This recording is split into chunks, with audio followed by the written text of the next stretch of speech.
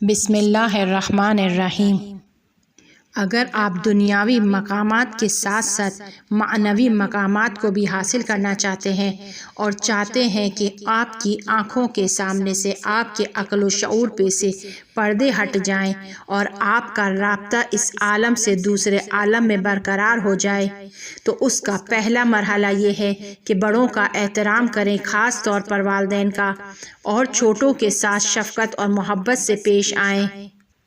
علوم غریبے بھی ایک ایسا ہی علم ہے کہ جس پہ ہر ایک دسترسی حاصل نہیں کر سکتا، مگر یہ کہ وہ خود کے نفس سے مقابلہ کرے، خود کو اس قابل بنائے، گناہوں کی دنیا سے خود کو باہر لے کر آئے اور اپنے آس پاس افراد کے حقوق کا خیال رکھے۔ تب جا کر اسے یہ علم عطا ہوتا ہے، اس کی آنکھوں سے کچھ پردے ہٹتے ہیں۔ جب ہم علوم غریبے کی بات کرتے ہیں تو اس میں بہت ساری شاخیں ہیں، اور اس تک پہنچ کر انسان اپنی معنوی طاقت کو اوپر کی جانب لے کر جاتا ہے۔ علوم غریبے میں ایک موضوع ہے تالوں کو فتح کرنا، تالوں کو چابی کا استعمال کیے بغیر کھولنا۔ ہمارے بعض علماء اس کام میں کامیاب بھی ہوئے ہیں کہ خدا کے اسم اعظم کے ذریعے تالوں کو کھولتے ہیں، اور یہ کام عام افراد نہیں کر سکتے، وہ کہ جو اس اسم پر کامل اعتقاد رکھتا ہو، یقین رکھتا ہو۔ یہ کام اہل ذکر، اہل عزیمت اور اہل ریاضیت کرتے ہیں، وہ جنہوں نے اندرونی طور پر خدا سے رابطہ کر لیا ہو تو اسم اعظم کی خصوصیات کے ذریعے سے تالوں کو کھولتے ہیں۔ علوم غریبے میں تالوں کو کھولنے کے لیے بہت اسم اعظم بیان ہوئے ہیں، لیکن ان میں ایک اسم اعظم کہ جو حضرت موسیٰ کے نام سے مشہور ہے، وہ نام کہ جو حضرت موسیٰ علیہ السلام کی والدہ سے منسوب ہے، جناب عیالی کے اشعار میں بھی موجود ہے۔ علامہ حسن زادہ عاملی اپنی کتاب رموز کنوز میں بھی بیان کر رہے ہیں، حتیٰ شیخ بہائی بھی اس گفتگو کے بارے میں بیان کر رہے ہیں۔ شعروں اور رازوں کی صورت میں موجود ہے، بعض نے رمز کے طور پر استعمال کیا ہے اور بعض نے اشارہ کیا ہے۔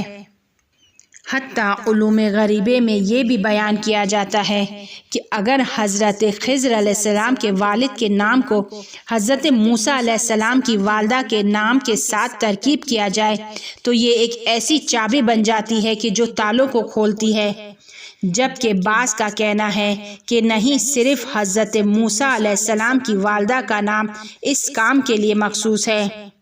لیکن سوال یہ ہے کہ اس ماجرا کا حضرت فاطمۃ الزہرا سلام اللہ علیہا سے کیا تعلق ہے؟ اس کا تعلق یہ ہے کہ حضرت موسیٰ علیہ السلام کی والدہ سے منسوب ناموں میں سے ایک نام فاطمۃ الزہرا سلام اللہ علیہا ہے۔ روایات میں جو نام حضرت موسیٰ علیہ السلام کے والدہ کے بتائے جاتے ہیں وہ 100 یا 100 سے زیادہ ہیں، اور ان میں سے ایک نام ان کا فاطمۃ الزہرا بھی ہے۔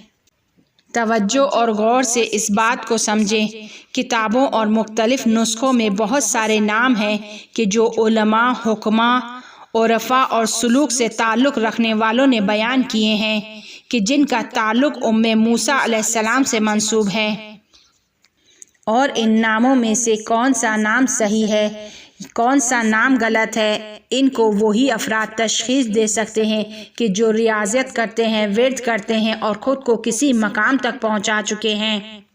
اور انہی ناموں میں سے ایک نام کہ جو حضرت فاطمۃ الزہرا سلام اللہ علیہا کی شبیہ ہے، بلکہ بالکل اسی طرح کا نام ہے، وہ ہے فاطمۃ الزہرا۔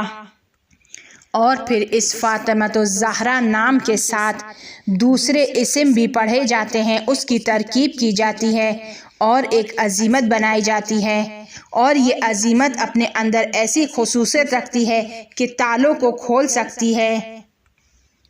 بعض کا کہنا ہے کہ چونکہ پنجتن آل ابا علیہم السلام خلقت کی اول سے جڑ کی طرح موجود ہیں، بنیاد ہے، لہٰذا ان کے نام خدا کے اسم اعظم ہیں، اور بعض کا کہنا ہے کہ ان بزرگواروں کے نام اسم اعظم ہیں، اور بعض کہتے ہیں کہ ان ناموں کی ایک خاص ترکیب اسم اعظم ہے۔ ایسے نام کے جس پر خداوند تعالی خصوصیت کا قائل ہوا ہے۔ روایتیں بہت زیادہ ہیں اور بحث بھی مفصل ہے۔ ہمارے علماء ان 100 سے زیادہ ناموں کو کہ جو موسیٰ علیہ السلام کے لیے بیان کیے گئے ہیں، ان میں سے ایک فاطمۃ الزہرا ہے۔ وہ بیان کرتے ہیں کہ یہ نام پہلے سے موجود تھے، جیسے حضرت علی علیہ السلام کا نام، پیغمبر کا نام، یہ سب پہلے سے موجود تھے۔ ایسا نہیں ہے کہ پہلی مرتبہ 14,000 سال پہلے وجود آئے تھے، اس سے پہلے یہ نام موجود نہیں تھے۔ نہیں، ایسا نہیں ہے، اس سے پہلے بھی یہ نام موجود رہے ہیں، بلکہ ہر زمانے میں ان بزرگواروں کے نام خصوصیت رکھتے تھے۔ حضرت عیسیٰ علیہ السلام کے زمانے میں بھی اور آج کے زمانے میں بھی، اور انہی ناموں میں سے ایک آج کے زمانے میں بھی موجود ہے۔ آج کے لوگوں کے مدد کے لیے صرف ایک اسم اعظم کافی ہے، وہ اسم اعظم جو موعود امام زمانہ علیہ السلام کا نام ہے، کہ شخص اس نام کے ذریعے سے توسل کر سکتا ہے، اس کے ذریعے سے اندرونی گفتگو کرے، خدا کے ذریعے، اس کے ذریعے سے خدا سے رابطہ برقرار کرے۔ امام زمانہ علیہ السلام سے توسل کر کے اس طرح کے خواص کو ظاہر کرے، یعنی تالے کو کھول لے، ناممکن کاموں کو ممکن بنا دے، بشرط یہ کہ شخص اندرونی رابطہ رکھتا ہو یا اس رابطے کو ایجاد کرے، اپنے نفس کو اس طرح سے پرورش دے کہ پھر ناممکن اس کے لیے ناممکن نہ رہے۔ حتیٰ موسیٰ علیہ السلام کے نام سے استفادہ کر سکتا ہے، حتیٰ مختلف حضرات کے نام سے استفادہ کر سکتا ہے۔ اور ہم لوگ شاہد ہیں، دیکھتے ہیں، سنتے ہیں کہ صرف ایک حدیث قصہ پڑھنے سے استادوں نے اثرات کو بیان کیا ہے اور اثرات سے فیض حاصل کیا ہے۔